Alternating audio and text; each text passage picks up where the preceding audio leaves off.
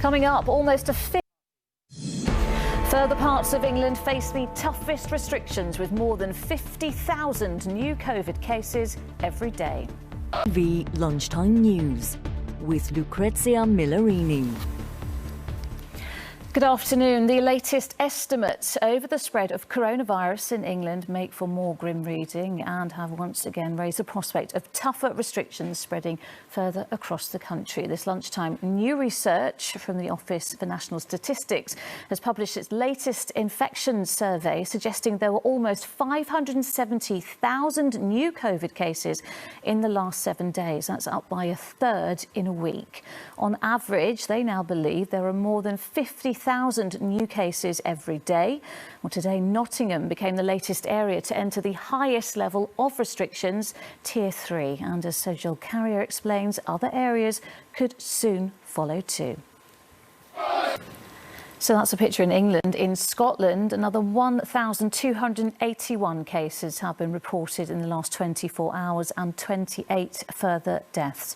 Meanwhile, the First Minister in Wales has been talking about what will happen once the firebreak lockdown there ends. Well, Well, to discuss lockdowns and all the new restrictions, we can speak now to Dr. Claudia Paoloni, who is president of the Hospital Doctors Union. Dr. Paoloni, thank you so much for joining me this lunchtime. Millions more people in England will soon be under the toughest restrictions. Ministers sticking by this three-tier system. They're saying they are confident it is working. Do you, members of your union, agree, though? We don't. What will happen then? Should we go into another national lockdown? Watching at home will be incredibly worried, especially when they hear you say that the hospitals are under pressure. People are worried that they won't get seen for other illnesses as well. But how is it the second time round? Are our hospitals not better equipped to deal with the virus now, 6, 7, 8 months down the line? Annie, thank you very much for talking to me. Thank you. Now, there's a huge tug-of-war at the top of the Labour Party this lunchtime following the suspension of Jeremy Corbyn. The leader of the Unite Union, which is the party's biggest donor, has insisted the former leader should be reinstated to avoid creating further divisions within Labour, rendering them unelectable. But the current leader, Sir Keir Starmer, has told ITV News he's trying to bring everyone together. Our political report. A second person has been arrested in France following yesterday's attack at a church in Nice in which 3 people were killed. Well, some developing news this lunchtime. A powerful earthquake has struck off Turkey's Aegean coast north of the Greek island of Samos. There was no word on casualties, but images from the Turkish city of Izmir showed buildings that had collapsed. Well, correspondent. Still to come. But first to the US, where the election campaign is entering its final weekend, with both candidates ramping up efforts to get their messages heard by voters. One of the central issues for both Donald Trump and Joe Biden is, of course, coronavirus and how best to control the pandemic in America and that all-important vaccine. And don't forget, Raggy will be joining all our correspondents across the United States on Tuesday night with all the latest developments, reaction and analysis. Here's Tom Bradby with the details. Back here, we've been told staying active is good for us both physically and mentally during the pandemic. And now people with long-term health conditions are being encouraged to do more exercise. One of those involved with the campaign is someone who knows a bit more than most about being active, a former England and Liverpool footballer, Emile Heskey. Well, he's been taken. And finally, witches' outfits and vampire costumes are being readied up and down the country ahead of Halloween tomorrow night. But of course, the pandemic and current restrictions mean not everyone will be able to go trick-or-treating. Well, Sangeeta Lal is at a special event in central London this lunchtime and has all the details. That is it. I'm back here with the ITV Evening News at 6:30. The news where you are follows the national weather. But for now, from everyone here on the lunchtime team, bye-bye.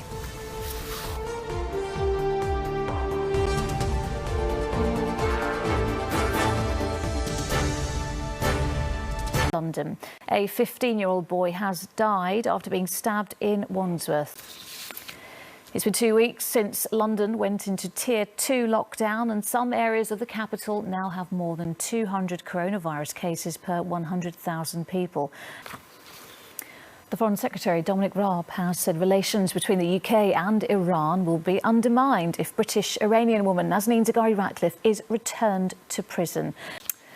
The proportion of young people sleeping rough on London streets has nearly doubled compared to this time last year, according to a report by the Combined Homelessness Information Network.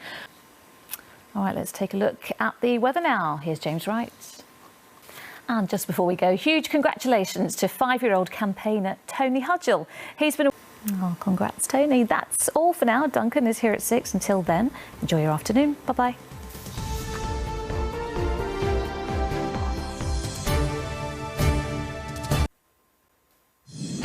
An alarming warning tonight from government advisers. The coronavirus death toll in winter could be much higher than they first feared.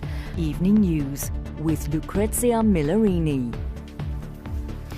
Good evening. The government was given a stark warning by its own senior scientific advisers tonight that urgent action is needed to stop the pandemic death toll spiralling beyond the worst predictions. They say without strict new measures, Britain is on course for more than 85,000 people to die in the second wave of coronavirus. And they say any temporary circuit breaker lockdown wouldn't be enough to prevent that.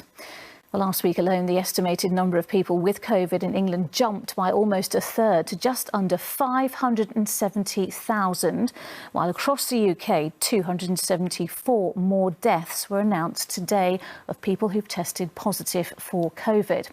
And there were another 24,405 lab-confirmed cases of the disease.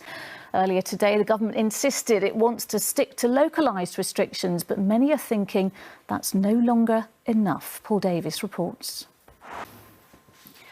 Search and rescue operations are underway in western Turkey tonight after a powerful earthquake hit the densely populated.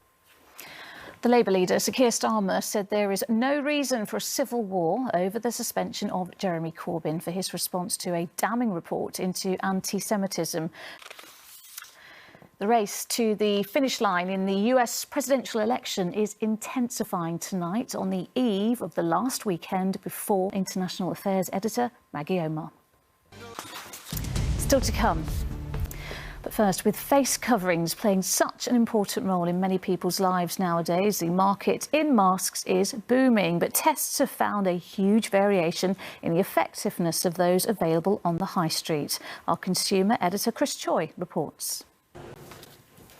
Now, throughout this Black History Month, we've been highlighting people who have provided inspiration for others. Next month, it will be a year since Rose Hudson Wilkin was ordained as the Church of England's first black woman bishop.